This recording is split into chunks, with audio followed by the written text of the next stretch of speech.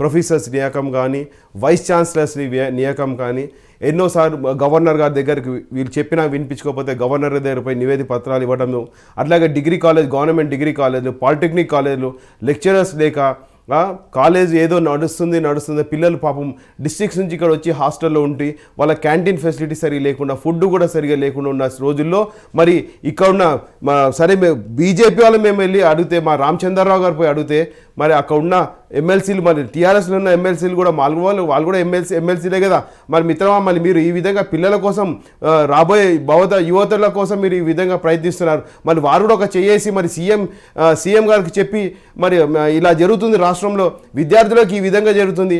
OU university, Palamuru university, Kakatiya యూనివర్సిటీలో lecturer లేకుండా వాళ్ళ పిహెచ్డీలు చేసుకోవడానికి సరైన గైడ్స్ లేక ఈ విధంగా ఇబ్బంది పడుతుంటే ఎక్కడ నిద్రపోతున్నారు మరి సిట్టింగ్ ఎమ్మెల్సీలు?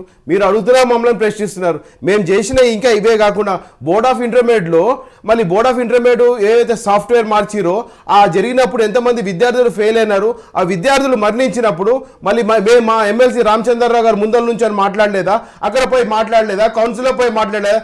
ఎక్కడ తోక ముడుచుకొని మరి మీ ఎమ్మెల్సీలు ఎక్కడ దాచుకున్నారు? సీఎం దగ్గర పోయి మాట్లాడి సీఎం అపాయింట్మెంట్ అడగలేని చేత సీఎం దగ్గర పోయి మాట్లాడే చేత కానీ దద్దమ్మలు ఎమ్మెల్సీలు, టీఆర్ఎస్ ఎమ్మెల్సీలు ఈ రోజు మమ్మల్ని అడుగుతున్నా ఏం చేస్తున్నారా? మీరు ఏం చేసినా మీరు ముందర మీ వాళ్ళు ఏం పిల్లల కోసము ఏం ప్రణాళిక, ఏ రకమైన ప్లాన్లు మీరు మీ వాళ్ళు చేస్తున్నారని మీరు చెప్పండి. పల్లా రాజేశ్వర రెడ్డి గారు ఎంతవరకు సీఎం చుట్టూ తిరుగుతున్నారు కానీ ఏ రోజైనా ఒక్క రోజైనా మరి ఈ విధంగా ఓయి క్యాంపస్ లో ఈ విధంగా కాకతీయ యూనివర్సిటీలో విద్యార్థులకి ఏమంటారు రేకుల షెడ్లు రంధ్రాలు పడిపోయి ఉండే అటువంటి వాళ్ళకి క్యాంటీన్లో తిందామంటే రేటు క్యాంటీన్లో ఫుడ్ పెంచేస్తే ఈ విద్యార్థులకు స్టైఫండ్ ఇవ్వక, స్కాలర్షిప్లు ఇవ్వకుండా మరి ఎక్కడి నుంచి అంటే వీళ్ళని ఉద్యోగాలు చేసుకుని చదువుకోమంటారా? వాళ్ళు ఊర్ల నుంచి వాళ్ళ తల్లిదండ్రులు వంద పెట్టుకొని ఇక్కడ హాస్టల్ ఉంటే వాళ్ళ క్యాంటీన్ల రేట్లు పెంచినప్పుడు ఎక్కడ పోయినారు మీ ఎమ్మెల్సీలు, ఎక్కడ పోయారు మీ ఎమ్మెల్యేలు? మరి ఈ విధంగా మీరు మాట్లాడుతున్నారు. ఇవన్నీ రిప్రజెంటేటివ్స్ అన్ని ఇవన్నీ కూడా 6 సంవత్సరాల నుంచి భారతీయ జనతా పార్టీ రామచంద్రరావు గారు అహర్నిశలు ఈ 3 జిల్లాలే కాకుండా యావత్ రాష్ట్రంలో జరుగుతున్న అవినీతి గురించి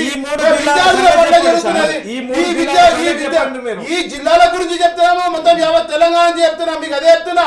ఆయన ఈ 3 జిల్లాల గురించి పట్టించుకోకుండా ఈ 3 అరే నేను చెప్తున్నా సీఎం మినిస్టర్ సీఎం దగ్గర అపాయింట్మెంట్ తీసుకొని ఒక పత్రం ఇచ్చే శక్తి లేని వాళ్ళు వీళ్ళు ఎమ్మెల్సీలా?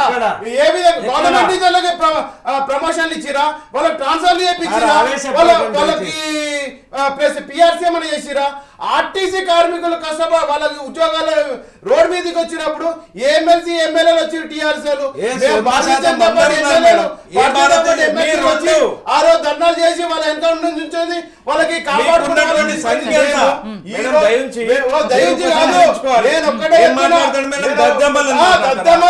సీఎం అపాయింట్మెంట్ లేని ప్రగతి లేని దద్దమ్మలు ఎమ్మెల్యేలు ఎమ్మెల్సీ టీఆర్ఎస్ వాళ్ళు.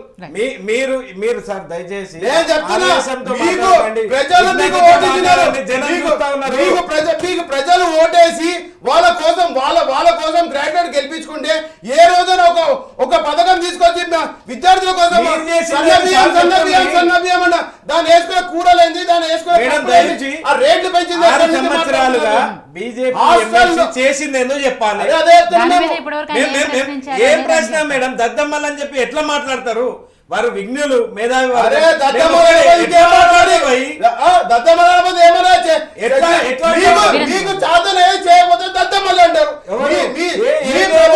మీ ప్రభుత్వం నడుస్తుంది, మీ సీఎం ఉన్నాడు, మీ అడ్మినిస్ట్రేషన్ ఉన్నది, మీరు దాన్ని ఏమంటారు? దద్దమ్మలే అంటారు. ఒక నిమిషం వీరేంద్ర బాబు, ఒకటి బయట మంత్రులు ఎమ్మెల్యేలు మాట్లాడినట్టు మనం ఇక్కడ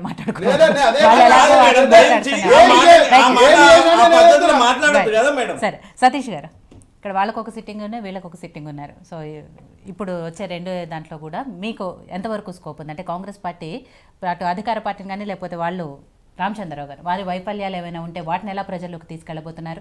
మీ అభ్యర్థులు ఎలా ప్రజల్లో నుంచోబెట్టబోతున్నారు? మేడం, ఇప్పుడు పోయినసారి వరంగల్, ఖమ్మం, నల్గొండ జిల్లాల ఎమ్మెల్సీ ఎన్నికలలో పల్లా రాజేశ్వర రెడ్డి గారు గెలిచిండ్రు. ఇక్కడ మహబూబ్ నగర్, హైదరాబాద్, రంగారెడ్డి జిల్లాల్లో రామచంద్రరావు గారు గెలిచారు. వీళ్ళిద్దరు కూడా సిట్టింగ్లో ఉన్నారు. అయితే వీళ్ళు 6 సంవత్సరాలు ఉన్నారు. అంటే వీళ్ళు చేసిన ఘనకార్యం మీద వీళ్ళకే తెలియదు. అంటే వీళ్ళు ఏమైనా చేస్తే కదా తెలియనికే. ఒక్కటి మాత్రం చెప్తున్నా, పల్లా రాజేశ్వర రెడ్డి గారు వచ్చిన తర్వాత ఏమొచ్చిందంటే రైతు సమన్వయ సమితికి చైర్మన్ అయ్యాడు. ఆయన గ్రాడ్యుయేట్స్ దానికి ఎమ్మెల్సీ, ఆయన రైతు సేవా సమితికి చైర్మన్ అయ్యాడు. రెండవది ఏమైందంటే మొన్న కొత్తగా ఒక 5 యూనివర్సిటీలు ఇచ్చారు, ప్రైవేట్ యూనివర్సిటీలు. దానికి ఒక యూనివర్సిటీ ఆయనకు వచ్చింది. మన ఇక్కడ గట్కేసరి దగ్గర ప్రభుత్వ భూమిలో కూడా ఆయన పెద్ద పెద్ద కాంప్లెక్స్లు కట్టుకొని వ్యవహారం నడుపుతుండ్రు. ఈయన చేసిందల్లా గిది. ఇక ఏమైనా కేసీఆర్ గారి మీద, కేటీఆర్ గారి మీద ఎవరన్నా కానీ ప్రతిపక్షాలు మాట్లాడితే వాటిని వచ్చి సీరియస్గా మొత్తం పల్లా రాజేశ్వర రెడ్డి కాదు, ఆయన పండ్ల రాజేశ్వర రెడ్డి లెక్క వ్యవహారం చేస్తుంటాడు. అది స్పష్టంగా కనపడుతుంది. ఇప్పుడు దాకా సరే వీళ్ళు గ్రాడ్యుయేట్స్, ఎమ్మెల్సీలు, గ్రాడ్యుయేట్స్కు వీళ్ళు సేవ చేయాలి. అంటే వీళ్ళ గ్రాడ్యుయేట్స్ అయిన వాళ్ళకి ఏం చేయాలో ఉద్యోగాలు ఇప్పించాలి. వీళ్ళు ఎన్ని ఉద్యోగాల గురించి మాట్లాడారు, ప్రభుత్వంతోనే ఎన్ని నోటిఫికేషన్లు ఇప్పించిన నోటిఫికేషన్లలో ఎన్ని ఉద్యోగాలు భర్తీ చేయించారు, వాటిని ప్రభుత్వం అడగాలని గ్రాడ్యుయేట్స్ వీళ్ళ ఎన్నికలలో గెలిపించారు. అది రామచంద్రరావు గారిని కావచ్చు, పల్లా రాజేశ్వర రెడ్డిని కావచ్చు. అయితే పిఎస్సి చైర్మన్గా గంటా చక్రపాణి గారు ఉన్నారు. ఆయన పదవి విరమణ చేస్తున్నప్పుడు ఆయన హయాంలో ఎన్ని ఉద్యోగాలు ఇచ్చినాం, ఎన్ని నోటిఫికేషన్లు ఇచ్చినాం అనే విషయాన్ని చెప్పిండు. ఆయన 100 నోటిఫికేషన్లు ఇచ్చిండు.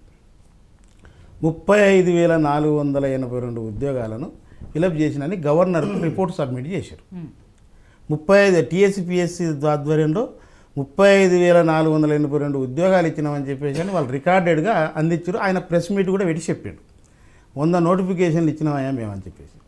ఈ 100 నోటిఫికేషన్లు ఇస్తే దాదాపుగా 32 లక్షల మంది అప్లై చేసుకున్నారు నిరుద్యోగ యువకులు.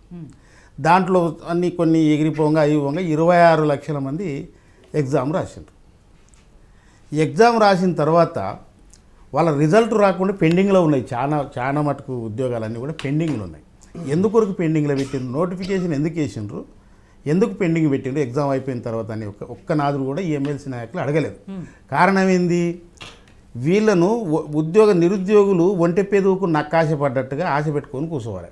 ఎందుకంటే ఈరోజు తెలంగాణ ప్రాంతంలో తెలంగాణ రాష్ట్రం కోసం ఉద్యమాన్ని తీవ్రతరంగా చేసిన వాళ్ళు యూనివర్సిటీలో చదువుతున్న విద్యార్థులే. వాళ్ళందరూ కూడా గ్రాడ్యుయేట్స్. వాళ్ళు ప్రాణత్యాగం చేసుకొని 1,200 మంది చచ్చిపోయిందని టీఆర్ఎస్ ప్రభుత్వము ఉద్యమ సమయంలో వాళ్ళు చచ్చిపోతే ఎవరిని కూడా దగ్గరికి రాని కూడా పలకరేనిక ప్రతిపక్ష పార్టీలు పోతే కూడా వాళ్ళ నీపులు వాళ్ళ కొట్టించిన పరిస్థితులు. వస్తే కొడతామనే తట్టుగా చేసిండ్రు. వాళ్ళే పెటెంట్ రైట్గా తీసుకొని 1,200 మందిని పొట్టన పెట్టుకున్నారు.